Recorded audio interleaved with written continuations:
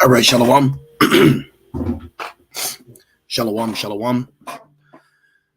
First and foremost, I want to give all praise, all honor, and all glory to Yahweh, Bahashem, Yahushai, Bahashem Rakakwadash.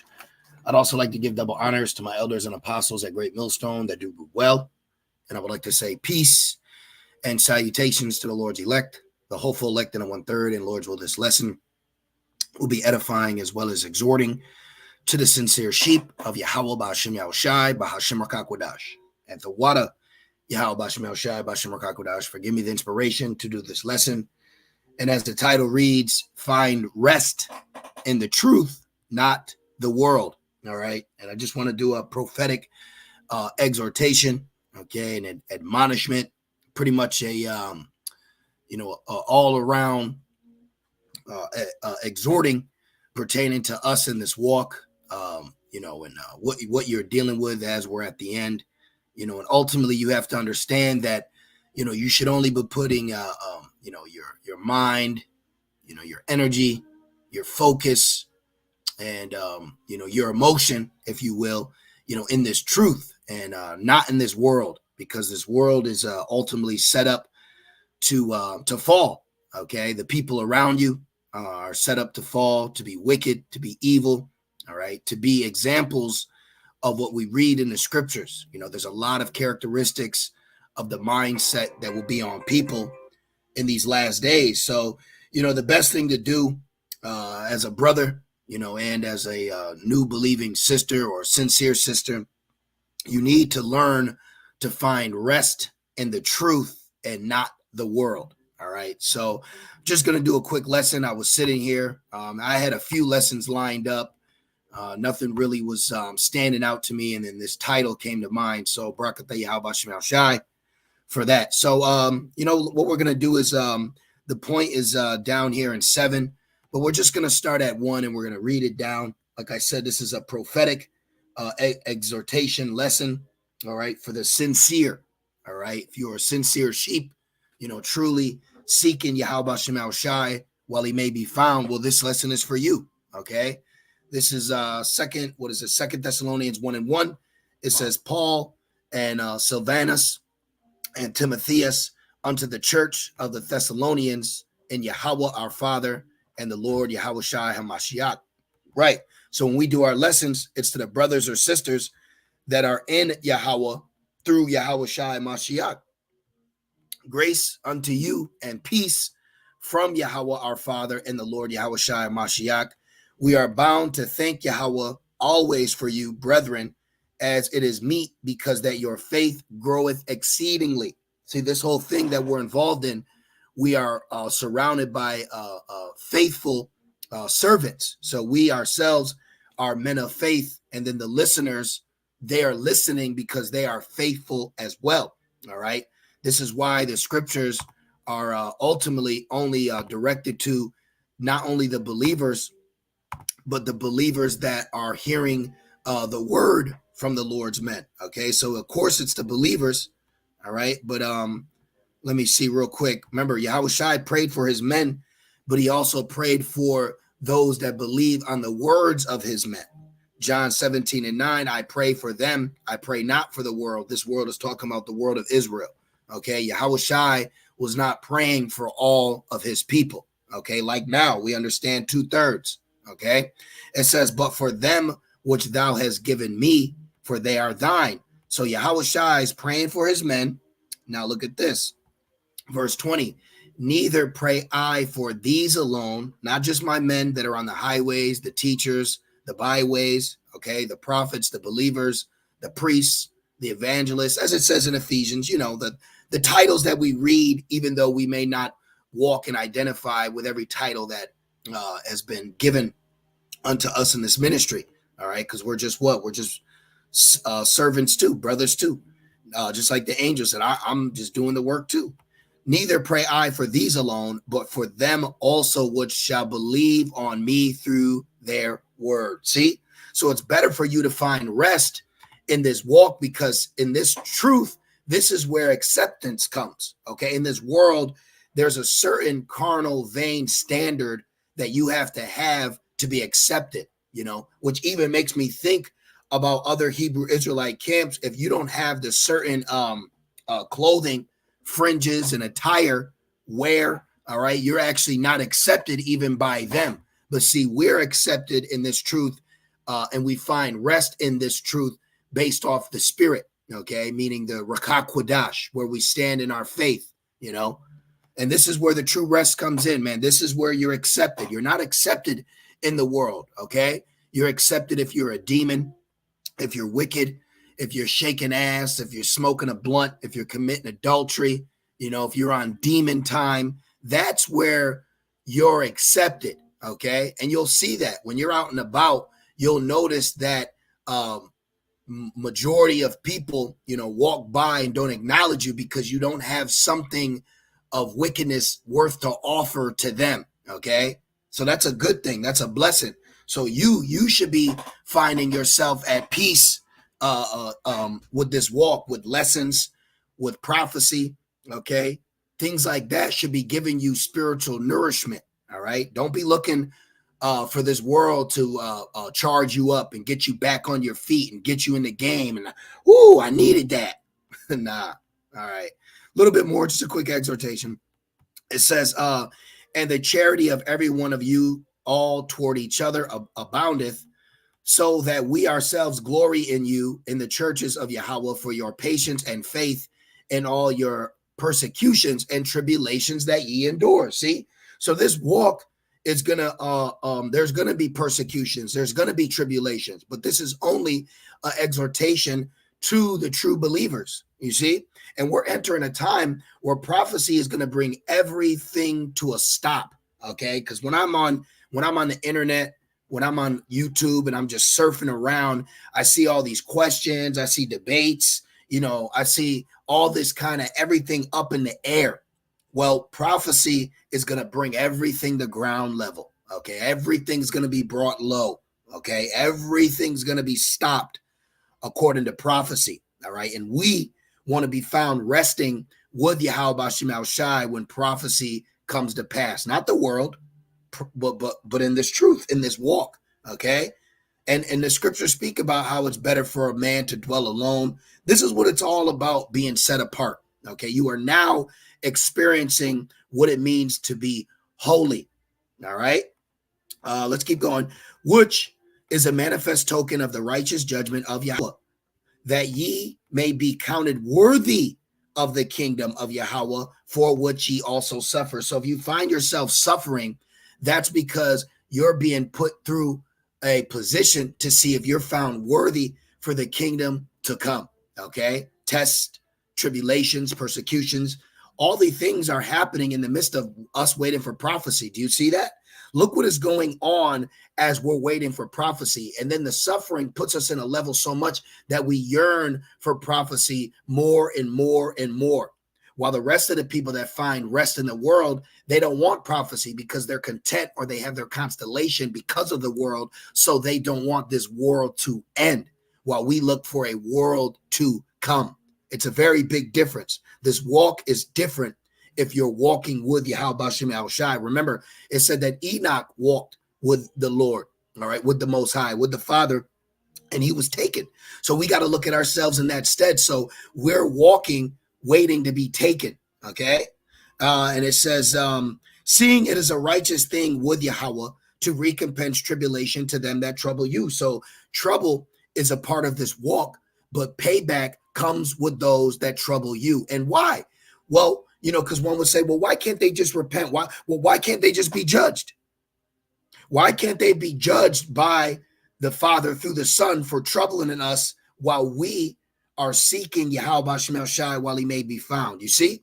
So there's a divide, all right? There's a line in the sand that is drawn, and the Lord is going to take vengeance on those that are trying to disrupt our holiness, okay? Because we are set apart. We are resting with this truth and not finding rest with the world, because with the world, there's no guarantees.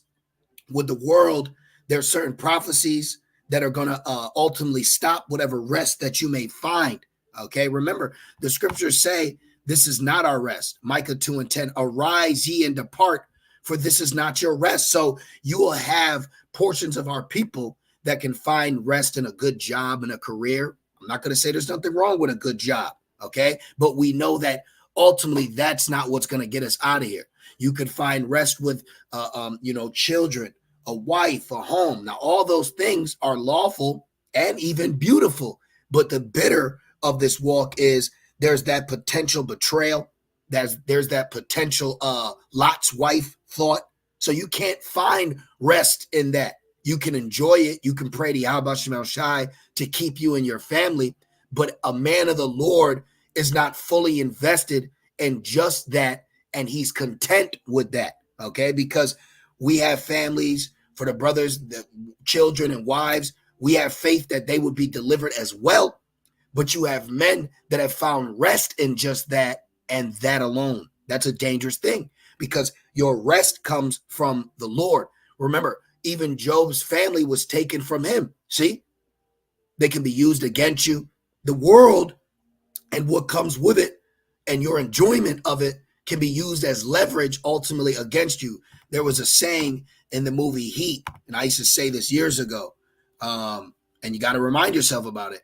If you feel the heat on you and can't, what do you say, 30 seconds, leave?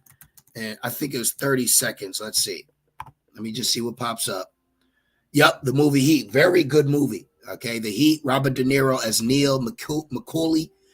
Don't let yourself get attached to anything you are not willing to walk out on in 30 seconds flat if you feel the heat around the corner. See, this is a very sobering statement that a man of the Lord has to have, okay?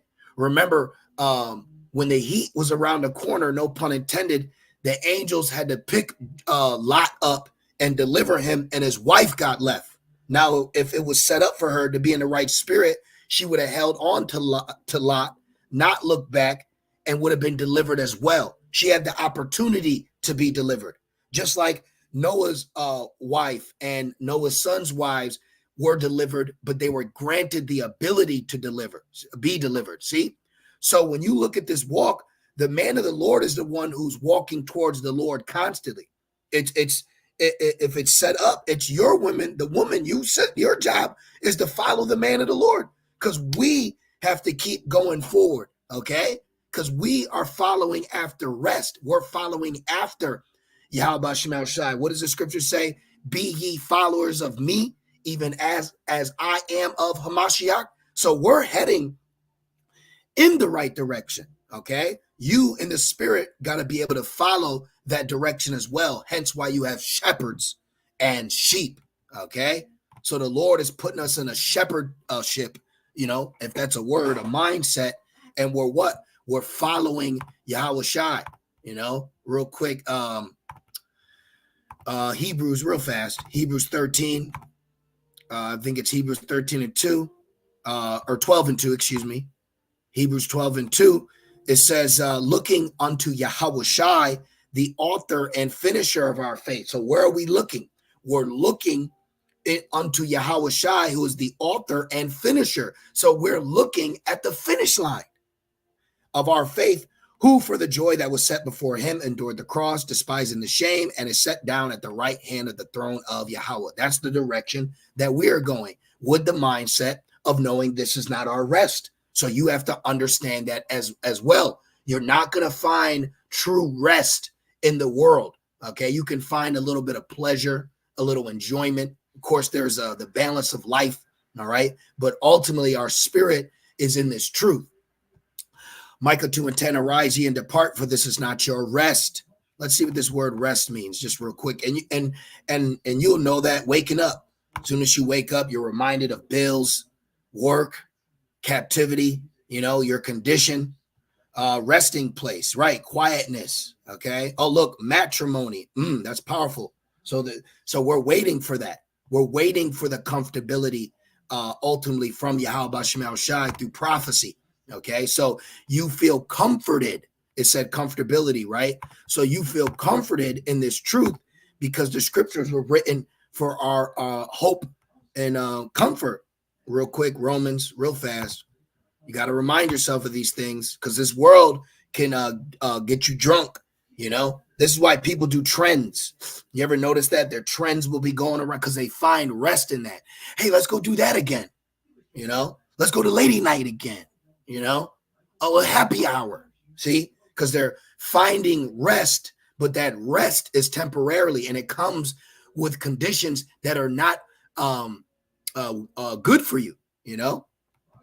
Romans 15:4, since I was speaking about the word comfortable, it says, for whatsoever things are written aforetime were written for our learning. And then you'll read things with the current condition you have in this world, and then you say, damn, that's bitter, because you can have something, and then you read about a scripture pertaining to family members, pertaining to the wickedness of a woman, the wickedness of your people, and then you feel the bitter because that potentially could happen to you. So you don't want to find yourself fully rested in this position of this world, because what you're ultimately going to feel is a letdown. But we're not let down by the Lord. Okay. The only letdown that we're going to get from the Lord is when he lets us down, coming as New Jerusalem with new bodies. It says that we, through patience and comfort of the scriptures, might have hope. And this is where we're at. Now imagine meditating upon that when all hell breaks loose and this world is crumbling around you, and this temporal world is being destroyed. Okay. Because for you to find rest in this world is still being ruled and governed by the wicked. So you find a little pocket of peace while the rest of the world is in hell, in complete low, disgusting, adulterous state, flesh, ass everywhere, children being ran through, food can't even eat, but you find some peace of rest. You see what's going on in this world, and that's selfish. That's anti-Yahweh Shai, for you to find some peace here. Now, like I say, we have our individual moments of time where, there's a little bit of at easeness, ain't nothing wrong with that. You might got a nice spot. You go and get some lawful food, and, you thank the Lord that you got a roof over your head. We're not talking about that. Okay. We shouldn't be that simple. We're talking about the overall giving in to the comforts of this world to block your mind from the reality that you find in this truth. No, don't do that. Okay. Micah 2:10, arise ye and depart, for this is not your rest, because it is polluted. It's polluted. Okay. I say this as a statement, but not as a suggestion, but go on the World Star. Okay. You'll see how polluted and disgusted it is. And it's only increasing. All right. Sex everywhere, ass everywhere, mobs of people, rioting nature, clubbing, thugging. It says it shall destroy you even with a sore destruction. See? So if you find rest in this world, that rest is only temporary, and it ultimately will pollute you and then destroy you. See? It's just an admonishment, but if you want to be hard-headed, you will find out on your own. You want to put all your effort into this world and being accepted by this world, you will be sadly mistaken.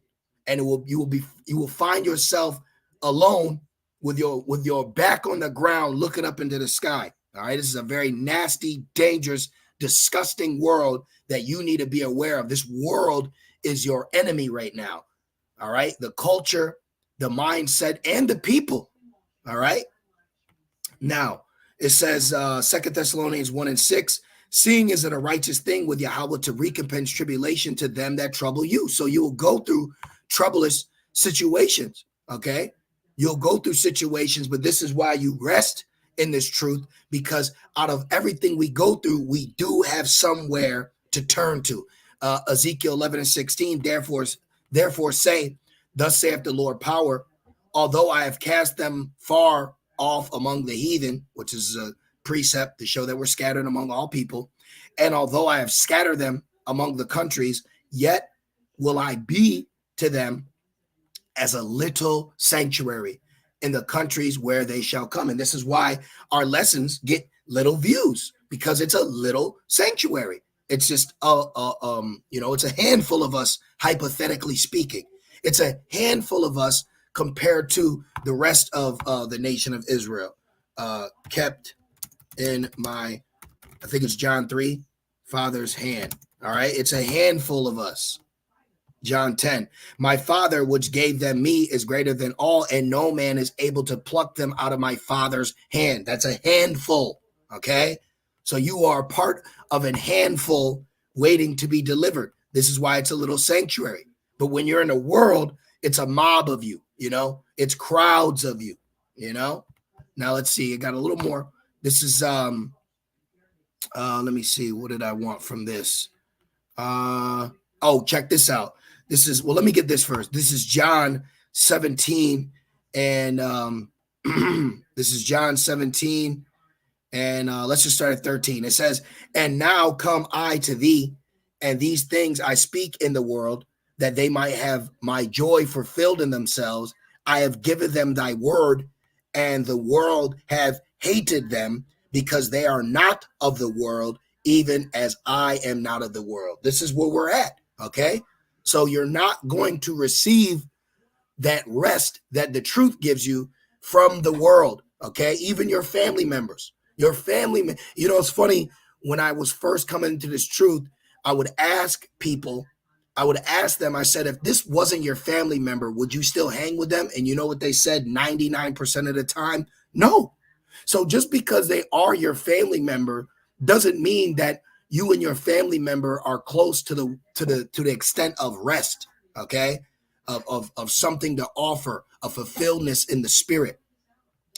I pray not that thou shouldest take them out of the world, but that thou shouldest keep them from the evil. See? So we're being kept from the evil while seeking the Lord while he may be found, stuck in this world at this present moment. But this world is about to come to a crashing end. See? So why delve into the world now when this world is sinking? Okay? The world is sinking around you. All right? They are not of the world, even as I am not of the world. Sanctify them through thy truth. Thy word is truth. As thou hast sent me into the world, even so have I also sent them into the world. So we may be in the world, but we're not of the world, because we understand what this world offers, okay?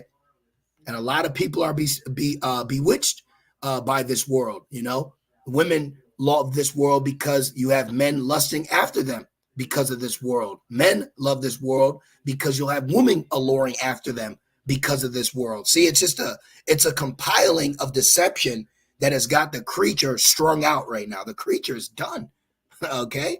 And we are looking past this current situation while dealing with it. Now, I was reading Isaiah 33 the other night, and this stood out to me. So I'm going to read it and end it on this, okay? This is a quote-unquote synopsis of what we're going through. Isaiah 33 and 13. It says, hear ye that are afar off, that's us, what I have done, and ye that are near acknowledge my might. Right? We acknowledge Yahweh Bashim El-Shai while the world is still in dwindle. Is there a God? Evolution. I'm agnostic. I don't believe the scriptures. I believe blah, all this bullshit, right? But soon come, the sinners in Zion are afraid. Fearfulness has surprised the hypocrites. Who among us shall dwell with the devouring fire? Who among us shall dwell with everlasting burning? So there's a time coming where the wicked portions of our people, knowing that they're Israelites, but still being wicked, using the world, bringing worldly matters into this truth, they're going to be afraid. And the hypocrites are going to be surprised for the judgment that comes upon them for their actions while incorporating the world with this truth. It says, he that walketh righteously and speaketh uprightly, he that despises the gain of oppressions, that shaketh his hand from holding of brides, that stoppeth his ears from hearing of blood, and shutteth his eyes from seeing evil. That's us right now. He shall dwell on high. His place of defense shall be the munitions of rocks. Right. That's a strong defense. Bread shall be given him. His waters shall be sure. Thy eyes shall see the king in his beauty. They shall behold the land that is very far off. See that? So with us resting within this truth, there are benefits that are coming very soon within that. All right. While the world is dangled in front of you like a steak to a hungry lion.